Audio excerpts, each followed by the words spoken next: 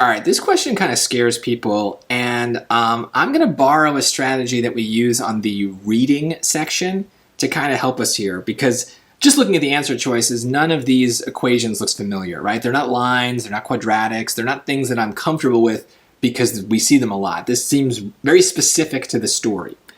So I want anything I can from this story that's going to give me some hints. So I'm going to use my dumb summaries strategy from the reading section, which means don't get bogged down in the details at first.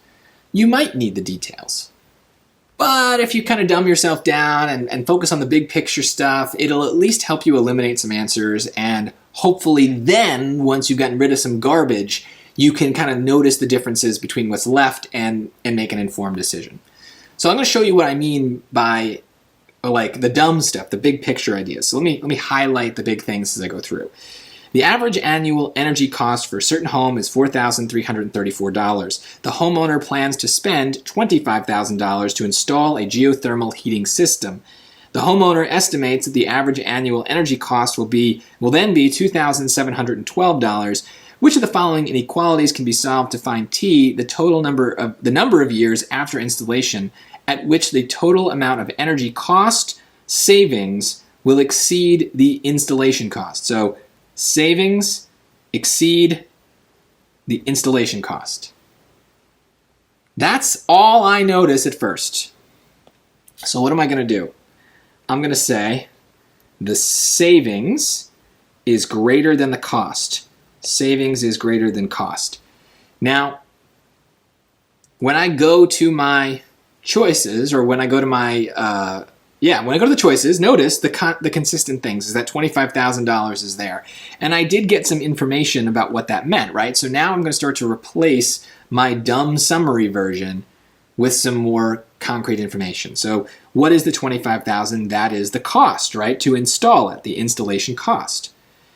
So for the sake of mirroring my choices, I'm going to flip this equation around so that I have the cost on the left and the savings on the right, because that's how the choices look, right? So if the cost is $25,000, cost is greater than savings, and $25,000 is on the left, I want that to line up. So the savings will exceed the cost. When is the savings greater than the cost? It's when the cost is less than the savings. Now watch this, right? From my dumb summary, I know now that I need the inequality symbol to open to the right, right? It eats the bigger thing. That's how I learned it. The alligator eats the bigger, whatever, number. Now look,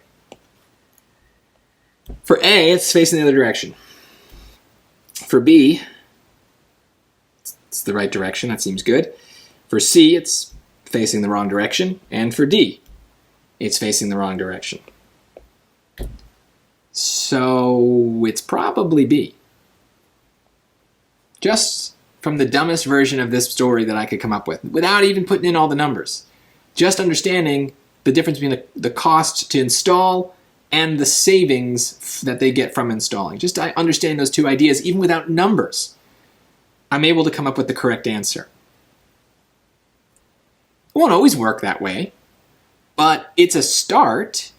And now that at least I have a hunch about what the correct answer is, I can now go back to the question and see, does this version make sense with what I read? Does it fit? Well, yeah, the $25,000 is the installation cost, which we just talked about. Where does this other side of the equation come from? Why would we subtract these two numbers? Well, one of them is the energy cost for a normal home. And then the other is the reduced cost if they use this system, this geothermal system. So what are they going to save? They're going to save whatever that subtraction problem comes out to, right? They take what they were normally paying and they subtract what they're paying now, and what's left is the savings. So that makes sense that those two numbers should be subtracted. And then why would we multiply it by T? What was T? T was the number of years after installation. So that's savings per year. And what we're trying to solve for is how many years need to go by before they've saved more than the $25,000 that they spent. So it makes sense. And this is how I would answer most reading questions, right? Is I might not understand the lines that I'm reading, but when I look at the choices and I try to kind of compare them to the most dumb version of the lines that I was able to pull out, I'm able to learn more about what is asked of me.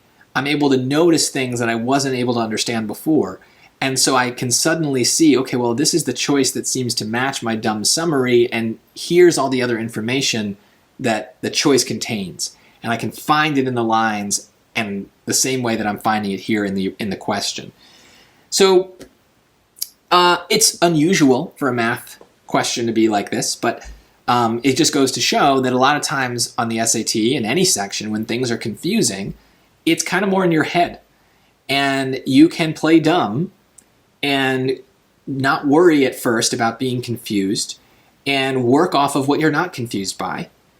And a lot of times that's enough. It's enough to get you the answer. And that's okay. So being confused is not necessarily a problem. You're not always 100% confused. You're 50% confused, 25% confused. Focus on the part that you're not confused about and see what you can get with that, and that might help unconfuse you on the rest, or it might not matter. In this case, it didn't matter, and I'm able to get what's kind of a hard question right without really that deep of an understanding about why it's right. And when you have a time limit, hey, that's a good reason to pick it and move on, and you can always come back.